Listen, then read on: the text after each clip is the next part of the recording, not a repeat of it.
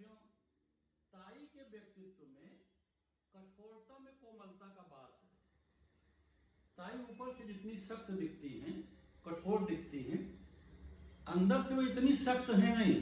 उनके अंदर दया है, प्रेम भाव है, बच्चों के प्रति वे बड़ी सहानुभूति रखती हैं, मगर सिर्फ अपने बचाव के लिए कि वे अकेली हैं, घर में रहती हैं, उन्हें किसी तरह की पड़ोसियों से, लोगों से कोई कष्ट न हो, कोई उनके ऊपर अनावश्यक दबाव न बनाए, उन्हें परेशान न करे, इसके लिए वो ऐसा कठोर रुख अपनाए रहती हैं।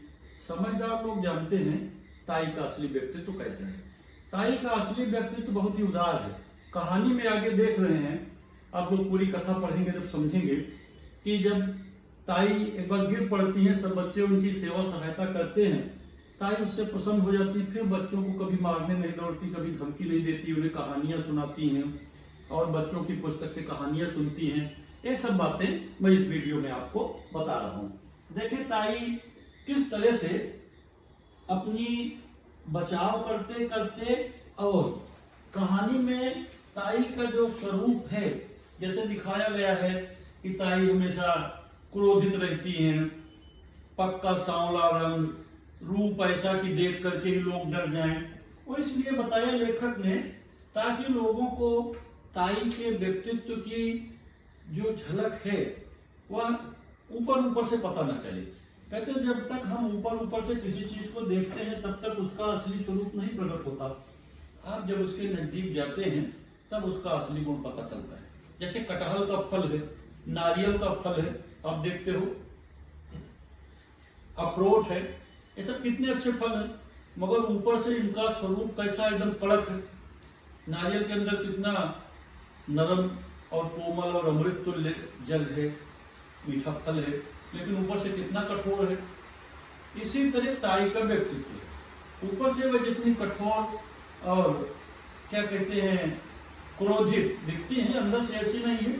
इस कहानी में विद्यार्थियों ताई बच्चों को जो कहानियां सुनाती हैं, कुछ बच्चे भी ताई को, नीना वगैरह भी कुछ कहानियां सुनाती हैं। क्या कहानी सुनाई जाती है? बच्चों के लिए जीव जंतुओं की कहानी, कुत्ता बिल्ली पक्षी, ऐसी कहानियां रोचक हैं। कहानी जब हम सुनते हैं तो मन प्रसन्न होता है, आगे की घटना जानने की जिज्ञासा बढ़ती है। ताई कौन कौन सी कहानियां बच्चों को सुनाती हैं, मैं उसके बारे में बताता हूँ। सबसे पहले तो ताई की बड़ी प्रसिद्ध कहानी है पिद्दी पिद्दे की कहानी।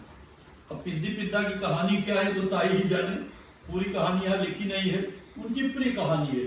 जब वो प्रसन्न होती बच्चों के बीच में पिद्दी पिद्दे की कहानी सुनाती। इसी तरह किसान और पिद्दी चिड़िया, कभी लौटन कबूतर, ऐसे पक्षियों की, जीव जंतुओं की, बंदर बिल्ली की, ऐसी कहानियां छोटे छोटे बच्चों के बीच में ताई कहती तो बच्चों का उत्साह बढ़ता। और क्या हुआ ताई, ऐसे बच्चे पूछते। बच्चे अपनी पुस्तक से जो जिस कक्षा में पढ़ता, अपनी किताब से कुछ कहानी ताई को सुना देता। जैसे नीना चतुर पीटर की कहानी सुनाती, या मुंशी प्रेमचंद की प्रसिद्ध दो बैलों की कहानी ऐसा सुना देती।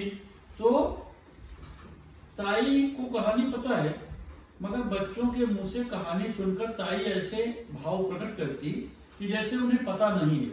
अच्छा ऐसा लिखा है क्या पुस्तक में, इस तरह की बातें ताई किया करती थी। तो इस तरह से कहानी में लेखिका सुनीता ने ताई और बच्चों के बीच का जो संबंध है, जो मैत्री है, जो पहले मैत्री नहीं थी, पहले दूरी बनी हुई थी, कैसे कठोरता कोमलता में बदली, यानी बुराई अच्छाई में कैसे परिवर्तित हुई, ये कहानी का मुख्य विषय है। यहाँ पर विद्यार्थियों अब कहानी में स्वमत अभिव्यक्त के लिए कुछ प्रश्न आएंगे आपको। 3 नंबर का प्रश्न आएगा गद्य में। सीख वाली कहानी के आलोक में बाल विवाह पर अपने विचार और 10 वाक्यों में लिखिए। पहले समाज में बाल विवाह की प्रथा थी, छोटी उम्र में बच्चों का विवाह हो जाया करता था। कई लोगों को तो पता भी नहीं होता था कि विवाह का क्या मतलब है, शादी विवाह हो जाती थी। ऐसे में कई बार लड़की या कई बार लड़के की मृत्यु हो जाती थी। तो यदि लड़के की मृत्यु हो गई तो लड़की विधवा हो गई। उस समय विधवा को विवाह करने की प्रथा नहीं थी, पूरा जीवन ऐसे व्यतीत करना पड़ता था। आप लोग कुछ विद्यार्थी और उनके अभिभावक देखते होंगे, पहले टीवी में एक ऐसा बाल विवाह संबंधी कोई राजस्थानी बालिका बधू का सीरियल आता था, बालिका बधू, जिन लोगों को याद होगा। इस तरह बाल विवाह की कथाएं दर्शाई गई वहां। अब देख रहे हैं कि ताई का कम उम्र में विवाह हो गया, थोड़े समय में पति की मृत्यु हो गई और पूरा जीवन विधवापन में बिताना पड़ा विद्यार्थियों। तो इस तरह से विधवा का जीवन उन दिनों समाज में बहुत ही दुखद और बहुत ही बुरा माना जाता था। प्रसिद्ध कवि छायावादी कवि सूर्यकांत त्रिपाठी निराला ने विधवा नामक एक कविता भी लिखी है। आप लोगों को कभी मैं क्लास में बताऊंगा उसके बारे में। तो यहाँ चर्चा की गई है, बाल विवाह पर अपने विचार 8-10 वाक्यों में व्यक्त करिए। तो बाल विवाह में इस तरह की विसंगतियां आती थी, जैसी मैं चर्चा कर रहा हूँ। फिर इस तरह से और कोई प्रश्न आता है, जैसे वृद्धा ताई के प्रति बच्चों के व्यवहार पर 8-10 वाक्य में अपनी राय प्रकट करिए। वृद्धा ताई बच्चों के प्रति कैसा व्यवहार रखती है, बताया मैंने। डंडा लेकर के खटखट करती, बच्चे भाग जाते। लेकिन जब बच्चों को ये पता चला कि ताई को आंख से कम दिखता है, ये कैसे पता चला? ताई ने जब नीना को घी, मक्खन और बूरा खाने को देने का प्रस्ताव रखा कि घी और बूरा खाएगी, और नीना ने देखी कि ताई बूरा में शक्कर का पाउडर जो है, पिसा हुआ शक्कर, उसे बूरा कहते हैं, शक्कर की जगह नमक मिलाने जा रही थी।